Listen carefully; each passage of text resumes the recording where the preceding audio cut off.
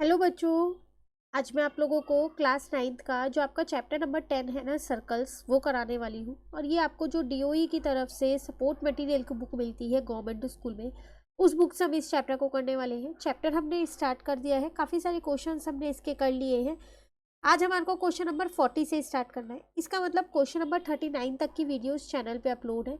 एक separate playlist बनी हुई है इस चैप्टर की, आप वहाँ से कर सकते हैं। साथ के साथ इस बुक के हमने और भी चैप्टर्स कर रखे हैं, उनकी भी प्लेलिस्ट बनी हुई है, वो भी आप वहाँ से देख के उन चैप्टर्स को भी कंप्लीट कर सकते हैं। ठीक है, तो चलिए शुरू करते हैं क्वेश्चन नंबर 40 से। क्वेश्चन नंबर 40 आपके पास क्या कह रहा है? अ chord of a circle is equal to the radius of the circle. Find the angle subtended by the chord at any point on the minor arc and also at the point on the major arc. कह रहे हैं एक circle है, उसकी जो cord और जो circle है, रेडियस है ना उस सर्कल की, वो दोनों ही इक्वल है। ना आपको रेडियस दे रखी ना कॉर्ड दे रखी, पर ये बता रखा है कि वो दोनों इक्वल है। तो अब आपसे कह रहा है कि आप एंगल बताओ जो माइनर आर्क पे बनना है उस कॉर्ड की हेल्प से, और जो मेजर आर्क पे बनना है वो वाला, दोनों बताने हैं। तो पहले हम क्या करते हैं, इसकी फिगर ड्रॉ कर लेते हैं यहाँ पर। तो अगर हम यहाँ देखें क्वेश्चन नंबर 40, तो मैंने यहाँ पर एक सर्कल ड्रॉ कर लिया। ठीक है, उसके बाद अब मुझे यहाँ पर ये मैंने उसका सेंटर ले लिया।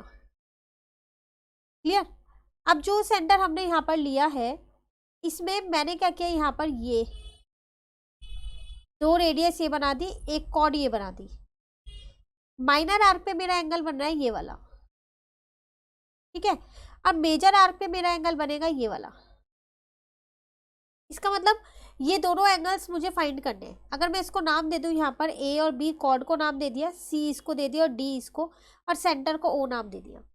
देखो आपको पता है यहाँ पर कि जितना आपके पास ओ ए है उतना ही ओ बी होगा, दोनों आर होंगे क्योंकि ये सर्कल की रेडियस है।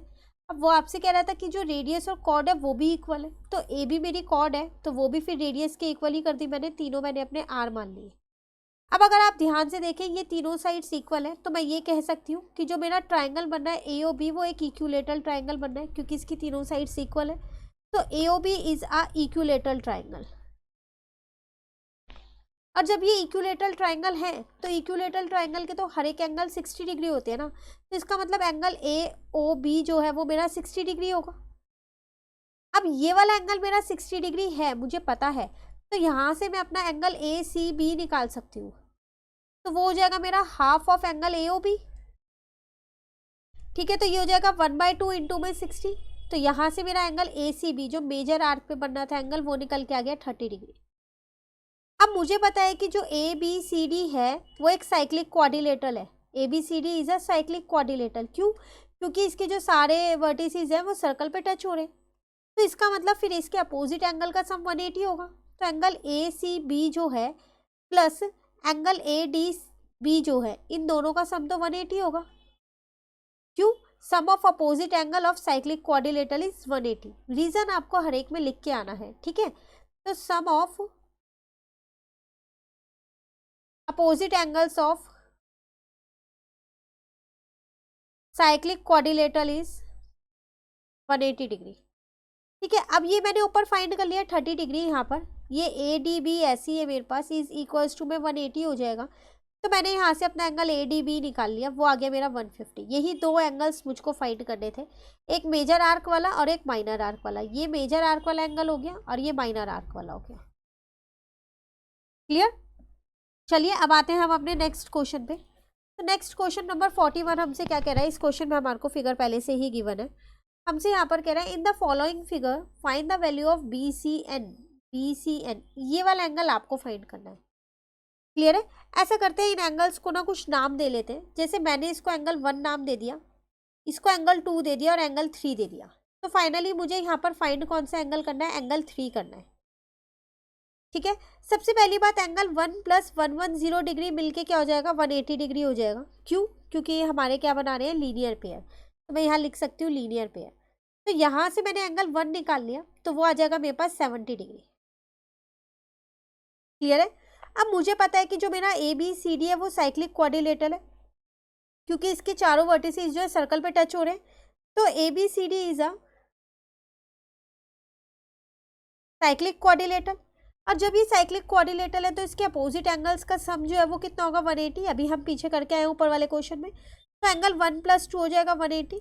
रीजन आप सेम वही लिख के आओगे, sum of opposite angle of cyclic quadrilateral is 180। ठीक है, फिर यहाँ आ जाएगा 70 प्लस का angle 2 is equal to 180 degree. यहाँ से एंगल 2 निकल जाएगा आपके पास 110 डिग्री। क्लियर। अब आप ये कह सकते हो कि जो आपका एंगल 2 है और एंगल 3 है ये मिलके दोनों 180 होंगे। क्यों? क्योंकि फिर ये लीनियर पेयर बना रहे हैं आपका। तो एंगल 2 आपने 110 निकाला, प्लस का एंगल 3 इज इक्वल्स टू में 180 डिग्री हो गया। तो एंगल 3 आपके पास कितना आ जाएगा यहाँ पर 70 डिग्री। फाइंड आपको एंगल BCA नहीं करना था, इसका मतलब एंगल 3 फाइंड करना था, तो वो आपका निकल के आ गया है 70 डिग्री। क्लियर है। चलिए अब आते हैं हम अपने नेक्स्ट क्वेश्चन नंबर 42 पे। इस क्वेश्चन में आपसे यहाँ पर क्या कह रहा है, अगेन फिगर आपको क्वेश्चन में दे ही रखिए। In the given figure find the value of reflex of POR। POR मतलब इसका रिफ्लेक्स आपको फाइंड करना है। ठीक है, आपको सिर्फ एक एंगल ये वाला दे रखा है, कौन सा है, 74 दे रखा है। तो सबसे पहली बात जो आपका यहाँ पर PSR ये वाला एंगल है ये, ठीक है, यहाँ पर इसको ज्वाइन कर लेते हैं, एक बार इसको हटा देते हैं पहले। अगर आप ध्यान से देखें तो ये एक लाइन पे बनने हैं दोनों एंगल, 1 नाम दे देती हूँ। तो इसका मतलब यहाँ पर लिखते हैं क्वेश्चन नंबर 42। तो एंगल 1 प्लस 74 जो है वो तो 180 के बराबर होगा, दोनों का सम, लीनियर पेयर बना रहे। तो मैंने यहाँ से अपना एंगल 1 निकाल लिया 180 में से माइनस करके, तो वो आ गया मेरा 106। ये वाला एंगल आ गया 106। क्लियर है। अब आपको पता है यहाँ पर कि जो PSRQ है ये आपका साइक्लिक क्वाड्रिलेटरल है, इज अ साइक्लिक क्वाड्रिलेटरल, क्योंकि चारों वर्टिसेस सर्कल पे टच हो रही है ना। जब ये साइक्लिक क्वाड्रिलेटरल है तो मैं ये कह सकती हूँ इसके अपोजिट एंगल का सम 180 होगा। इसको मैंने एंगल 2 दे दिया नाम। इसका मतलब एंगल 1 प्लस एंगल 2 जो है वो मेरा क्या हो जाएगा 180 के बराबर। रीजन आप वही पीछे क्वेश्चन नंबर 40 वाला लिख के आएंगे, sum of opposite angle of cyclic quadrilateral is 180। ठीक है, एंगल 1 मैंने 106 निकाला, अभी यहाँ प्लस का आपके पास आ जाएगा एंगल 2 इजिकल्स टू में यहाँ आ जाएगा 180। तो यहाँ से मैं अपना एंगल 2 निकाल सकती हूँ, वो आ जाएगा मेरा 74 डिग्री। ये वाला एंगल मेरा निकल गया 74 डिग्री। यहाँ तक क्लियर हो गया। अब जब आपका ये वाला एंगल निकल गया तो आप ये वाला एंगल निकाल सकते हो थ्योरम लगा के। कौन सी थ्योरम लगाएंगे हम यहाँ पर 10.8 थ्योरम लगाएंगे ना। तो इसका मतलब मैं ये कह सकती हूँ जो मेरा यहाँ पर POR है, एंगल POR वो क्या होगा, ट्वाइस होगा किसका, एंगल 2 के। ठीक है, तो 2 इंटू में यहाँ आ जाएगा 74, तो ये आ जाएगा 2 4 जा 8, 7 2 जा 14, 148 डिग्री। ये वाला एंगल निकल के आया है POR। क्लियर है। अब मुझे इसका रिफ्लेक्स निकालना है, तो इसको 360 में से माइनस कर देती हूँ। रिफ्लेक्स हो जाएगा POR इज इक्वल्स टू में 360 माइनस का 148।